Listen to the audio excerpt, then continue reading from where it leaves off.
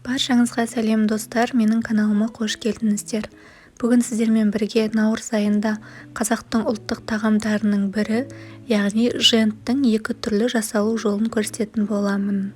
Видеомды соңына дейін көріңіздер. Бізге талқан, қант ұнтағы және сары май керек болады. Қант ұнтағын қантты блендер болса, үйлеріңізде сол блендермен езіп қант ұнтағын жасап алсаңыздар болады. Егер блендер болмаса, қанттың өзін сала берсеңіздер де болады. Талқанымыздың үстіне қантымызды және майымызды барлығын лопатканың көмегімен жақсылап араластырып, видеодағыдай масса шығу керек.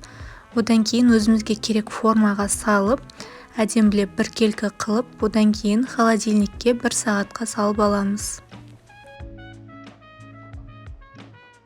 Ендігі кезекте екінші түрлі жентіміз жасаймыз. Бұл жерде де талқан керек болады, сары май, қант ұнтағы және езілген печенье керек болады. Печеньені өздеріңіз қалауларыңыз бойынша езіп алсаңыздар болады. Целлофанға салып оқтаумен ұрсаңыздар да езіледі. Енді видеода көріп тұрғандарыңыздай талқанның үстіне печеньемізді, қантымызды, содан кейін сары майымызды құйып, тоже барлығын жақсылап біркелкі масса болғанша араластырып аламыз.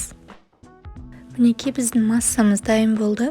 Одан кейін талқанымызды алып, осылайынан қолымызға салып, қысып, домалақ формаға келтіріп, кокосовый стружкаге аунатып алсаңыздар болады.